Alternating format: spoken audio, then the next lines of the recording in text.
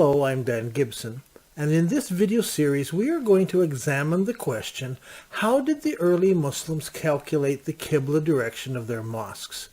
The answer is not going to be easy because we are faced with a whole series of challenges. Before we rush off and start making suggestions, we need to understand the questions that we face and the resources that we have to draw our conclusions from. Now, before I start, let me make an analogy. In some ways, the question we have at hand is similar to the question, how did the ancient Egyptians build the pyramids? This is not a modern question. It's been asked for several thousand years. People look at the pyramids and ask, how did they do that? Now, our question is similar, but it has a twist. You see, if we go back and read Islamic mathematicians and astronomers, they also ask the question, how did the early Muslims establish their Qiblas? But the twist is that 300 years after Islam started, everyone was convinced that Mecca in Saudi Arabia was the only place where all Muslims faced, and had faced since the founding years of Islam. Also, they were told that in the first year and a half, the Prophet Muhammad, after he moved to Medina, he faced Jerusalem. And then God revealed some verses in the Quran where the direction of prayer was changed to facing Masjid al-Haram, which every Muslim at that time believed was Mecca in Saudi Arabia. When people looked at the confusion of the early Qiblas, they were convinced that early mosques were just wildly inaccurate, and they developed reasons why they thought this had happened. Then in 2010 something happened. In the Encyclopedia of Islam, Dr. David King, in an article on Mecca and the early Qibla, noted that a comprehensive survey of Qibla directions of early mosques had never been carried out. He wrote, "No survey has yet been made of the orientation of medieval mosques. Such a survey would be of considerable interest for the history of Islamic architecture as well as the history of science." And so I began my own private survey of the earliest mosques from the founding years of Islam. I was especially interested in the first 2 centuries of Islam, but I also added some significant mosques from the 3rd century of Islam. I began with the very first mosque built in Medina, the Prophet's Mosque, the Qibla Mosque, and the Qiblatain Mosque. Then I discovered over 130 mosques built during the first 200 years of Islam. But that time and afterwards, the way mosques were constructed and the orientation of mosques, it changed over time, but eventually it was solidified. Now, the number of early mosques, there's a number of them that could not be used for research because the original mosques had been torn down and totally replaced, obliterating any evidence of the original mosque. But many mosques and places of prayer survived, and we can examine the original foundations. From my survey, it became apparent that there were 4 different options that Muslims used when orienting their mosques. As I pointed out in the documentary film, The Sacred City, the earliest mosques seem to face the city of Petra in Jordan. In my books, Quranic Geography, and later in Early Islamic Qiblas, I presented 50 further arguments from history, from Islamic literature, and from other sources that support the 4 Qibla idea. However, 109 years after the founding of Islam, I discovered a mosque that was built facing Mecca in Saudi Arabia. I searched everywhere for an earlier mosque, but so far I have not been able to find any conclusive evidence that an earlier mosque was built facing Mecca in Saudi Arabia. In the first 100 years, they all faced the city of Petra in southern Jordan. However, something happened around 100 years after the founding of Islam. Not only did Mecca become an option for the Qibla, but General Hajjaj, who wielded great influence under several caliphs, he built a mosque that faced towards the middle of Arabia, and he named this mosque Wasat, or the Between Mosque. Over 20 mosques were built during the lifetime of Hajjaj that used this same Qibla, the Between Qibla, the Wasat Qibla, and they faced about halfway between Petra and Mecca. At the same time, something happened in North Africa. There was a lot of friction between the military leaders in North Africa and the caliphs in Damascus. It all started back with General Abu al-Muhajir Dinar, who during his time of being frustrated with the caliphs, and they were far away in Damascus, he oriented his new mosque towards somewhere in South Africa. This was the beginning of the eventual break between North African Islam and that of the caliphs. I've called this new mosque orientation the parallel Qibla, because this Qibla is parallel to a line drawn between Petra and Mecca. And I have presented many arguments for these four Qiblas on YouTube videos and in papers and articles on the website nabatea.net. As you can imagine, many Muslims were unhappy with my conclusions, but interestingly enough, I have heard from more Muslims who are supportive than those who disagree with me. Maybe those who disagree with me never email me, but make their comments elsewhere. I don't know. I do know a few have disagreed, and some have tried to argue with some of the various mosques, and I find this helpful because it helps me double check all my information to make sure that it's accurate. Because of this arguing, I've even come up with a couple of corrections I had to make. So thank you for those who've challenged me. But one of the early arguments that was used by Muslims was that these are simply erratic Qiblas because they couldn't figure out. And so they conclude that all Muslims between 600 and 800 AD lacked the ability to establish an accurate Qibla. And so the challenge for me is to prove that those early Muslims could establish accurate Qiblas. My principal argument is based on the mosques themselves of the first 2 centuries of Islam, which face these 4 Qiblas, and they're quite accurate. It is obvious to me, at least, that the vast majority of mosques faced one of these 4 Qiblas. Not only do statistical studies support this, but they demonstrate that the average Qibla was accurate within 3 or 4 degrees. Those who support the various random theories refuse to accept this and said, oh no, it's all just random. So in this set of videos, I want to explain some of the techniques that early Muslims had available to them as they were orienting their mosques. So in this video, the first video in the series, we will examine how the cardinal directions were determined. That is north, south, east, and west. Could they determine cardinal directions within a degree or two? Could they be very accurate? First, let's discuss a little bit of the resource material. Where do we find the resources that we need to answer these questions? And first, I must acknowledge that we are missing some key evidence that we need, just like trying to figure out how the pyramids were built. Because sadly for us, just like the building of the pyramids, there is little or nothing available from the period of time in question. Most of the mosques we are dealing with were built between 626 and 726 AD. That's from 5 after the Hijrah to 107 after the Hijrah.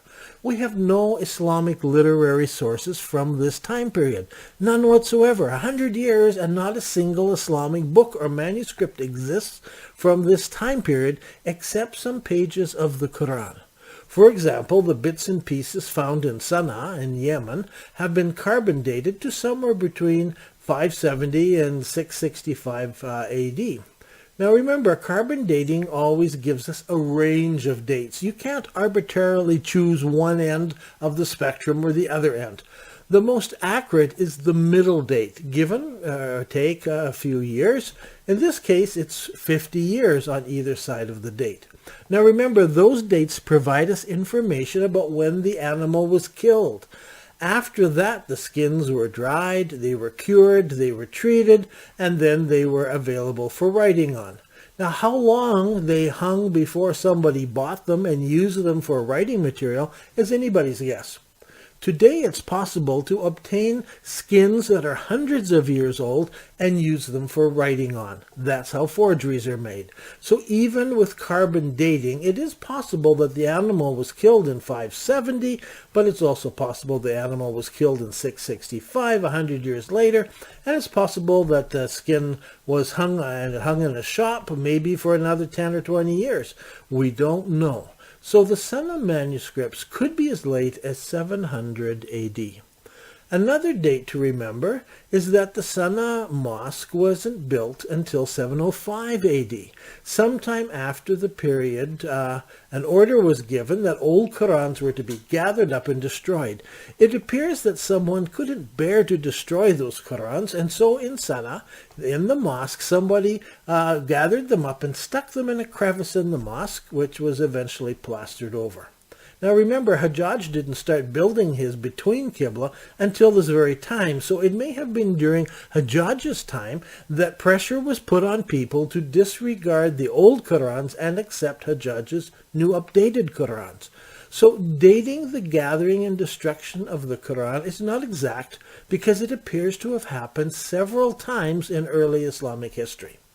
Now, we must not get sidetracked with this issue. Needless to say that the Quran existed in some format, but we have no other Islamic written materials from this time period. Now, we cannot say that there's nothing written from this time period because we do have some graffiti, and as well we have some normal items such as tax bills, receipts, some letters, some other items that were written. So there are very few and scattered material, but there is some. But we have no books from this time period, and especially we have nothing that explains how the Qibla direction was determined. So, what information can we use? Well, what do later Islamic sources tell us? How much later are they? Are they guessing, or do they know for sure what happened? Is their information correct? Some people turn to the medieval mathematicians, but I prefer to turn to the medieval navigators. They give us some very interesting information, and that's what we're going to look at in this series. Now, what does archaeology tell us? While we don't have books or manuscripts, we do have the mosque foundations. And so what can we learn from the data of the orienting of these mosque buildings? Not only mosques, but the Umayyad buildings built during this time. Third, what does non-Islamic sources tell us before, during, and after this period?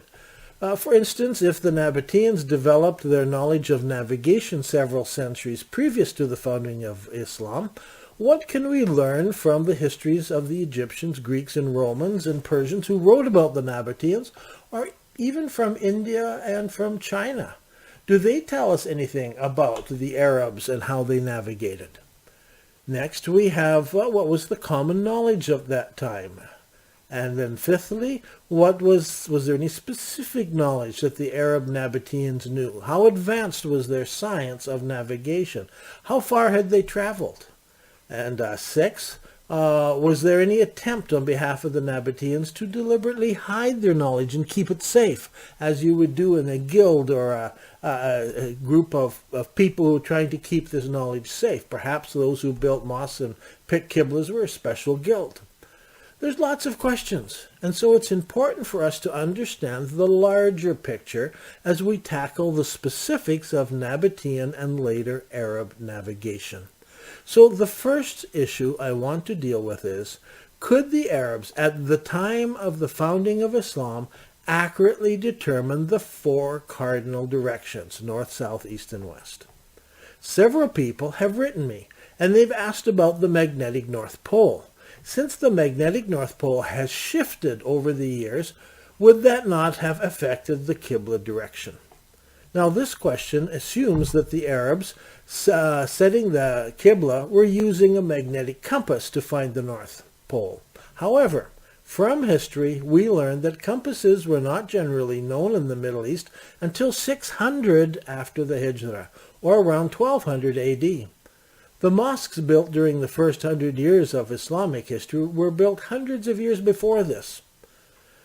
So since the magnetic compass was basically unknown at the time, The shifting of the magnetic North Pole does not play a role in finding the Qibla direction. So how did they find true north? How accurate could they have established north and south? Could they get it right on? Or would they be off by some degrees? And if they were off on the cardinal directions, then would that not affect all the other calculations? So let's start with the method used by the Egyptians, the Greeks, and the Roman builders. For instance, when building the Great Pyramids in Egypt, the builders oriented the pyramids so that the four corners face north, south, east, and west. It is so close that the Great Pyramid is only 0.067 degrees off. How could they do that? This was several thousand years earlier than the first Muslims. Now, historians have suggested several solutions, but the simplest can be illustrated with a stick stuck in the ground. There are two papers that should be read on this topic. The first is by Martin Isler. That paper is called An Ancient Method of Finding and Extending Direction. Martin presents a method of finding the cardinal directions using nothing less than a stick and some string and some time. Today, the method has been used by hikers, hunters, and explorers, and it's been used for many years. It's a well-known method by people who go out into the wilderness. Now, the second paper about this adds something to what Martin Isler describes in his first paper. That second paper is called Occam's Egyptian Razor, the Equinox and the Alignment of the Pyramids by Glenn Dash. Now, Glenn Dash presents several methods, but let's just look at how he describes the ancient method mentioned by Martin Isler. In the morning, the builder architect would go out and put a straight pole in the ground, straight up and down, and start marking the end of the shadow as it moves across the ground. Once some points had been marked out on the ground, then the architect would take a string and tie it to the stick and make a circle. The two places where it intersects the line mark east and west. Thanks to the Journal of Ancient Egyptian Architecture for this illustration. A simpler method could be used, but only on the days of the equinox. So if they chose to do this when there was the equinox, that's the longest and shortest days of the year, here the shadow of the stick in the ground would make a straight line very near north and south. And so thanks to Wilma Wetterstum for this illustration. It is believed that Egyptians used this method since the Old Kingdom period in Egypt. That's the 3rd millennium BC. Now, one more thing. Once they had a line that marked true east and west, they needed an accurate right angle. This was done using two circles. They could have marked two identical circles by choosing 2 points on the east and west line. The intersection of the two circles would then provide a right angle. Some doubt of this method has been expressed because of the elasticity of string or rope used to stretch the circles, and so they'd say that might make it inaccurate. However, at Khufu's pyramid, there is a number of post holes dug that seem to have been used to draw such circles. So the method cannot be ruled out. Furthermore, the Egyptians may have used a rod or some other solid device rather than a rope or string to draw the circles, thus eliminating elasticity. Egyptian records are filled with pictures of people using rods to measure or during their building, not using string. So here, in this very first video, we have demonstrated that using very simple instruments, some wooden rods, some strong non-stretchable string or a woven material, or some special measuring rods, architects could very accurately mark out the 4 cardinal directions, north, south, east, and west.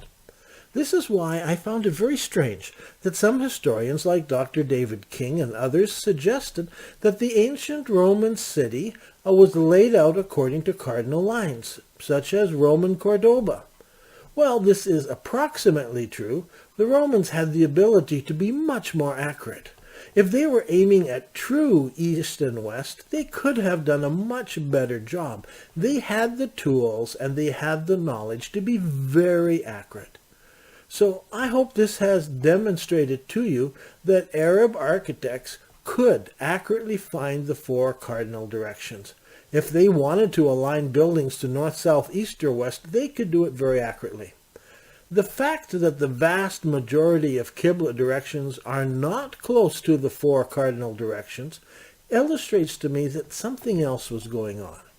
In the next video, we want to examine the Arab compass with its 224 degrees and learn how it was used. I'm Ben Gibson, and this has been the first video in the series about Arab navigation.